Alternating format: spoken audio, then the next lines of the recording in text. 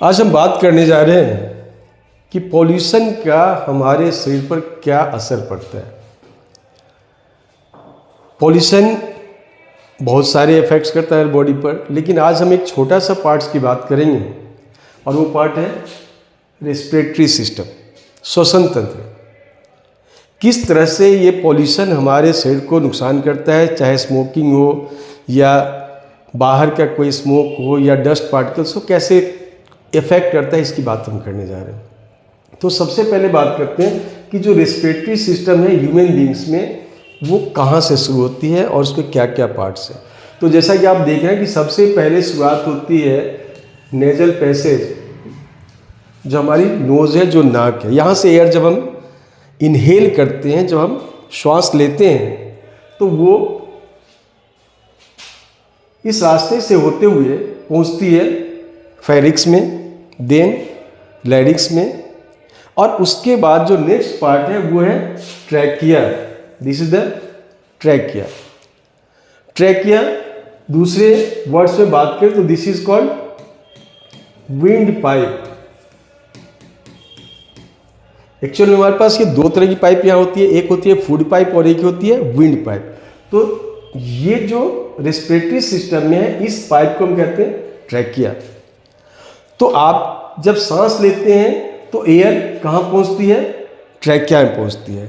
Trachea में पहुँच करके ये जब आगे बढ़ती है तो यहाँ पे इसके दो पार्ट्स डिवाइड हो जाते हैं। इसके दो पार्ट्स में डिवाइड हो जाती है।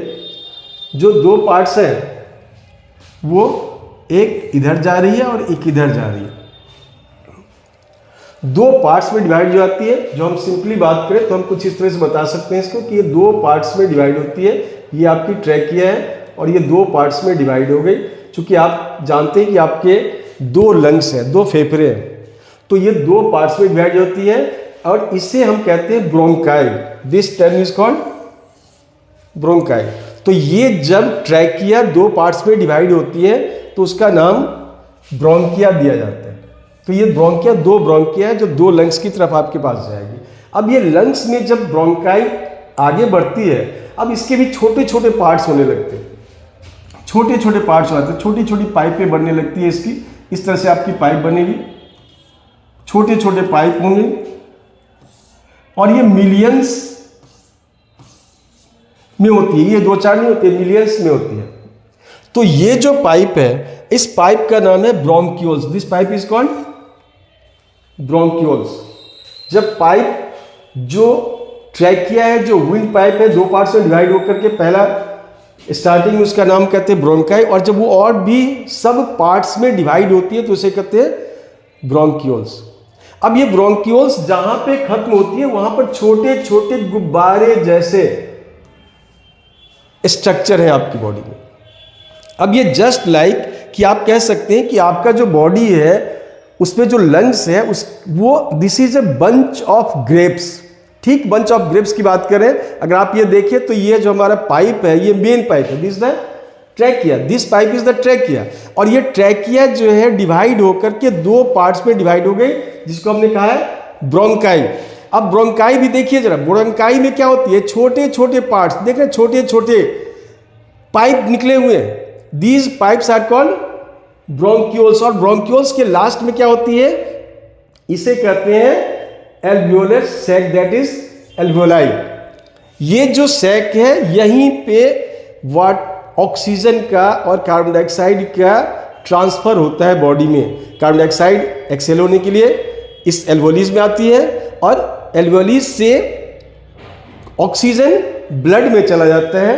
अब जो मैं बात बताने जा रहा हूं वो समझेंगे। यहां पर एक चीज और आ गई है, और ये जो छोटे छोटे आप देख रहे हैं, यहां पर एक लाइनें बनी हुई है, इस तरह की लाइन बनी हुई है।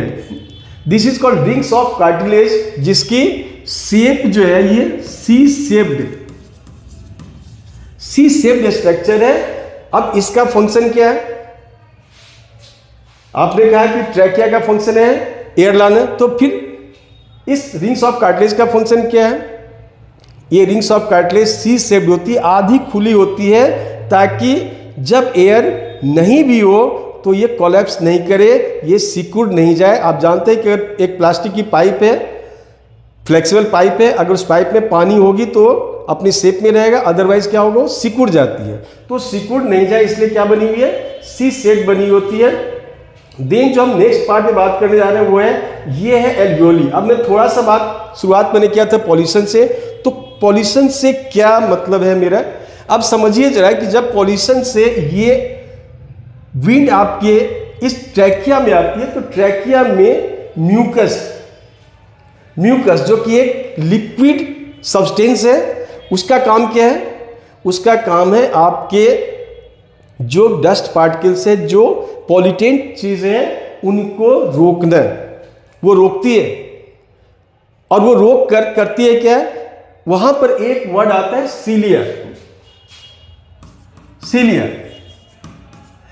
वर्ड आता है। ये सीलिया जो है क्या करती है, वो जस्ट जो म्यूकस उस पार्टिकल्स को जब मॉइस्ट कर देती है तो उससे वो अपवर्ड डायरेक्शन में ऊपर की तरफ धक्का देती है ताकि वो लंग्स की तरफ नहीं आए।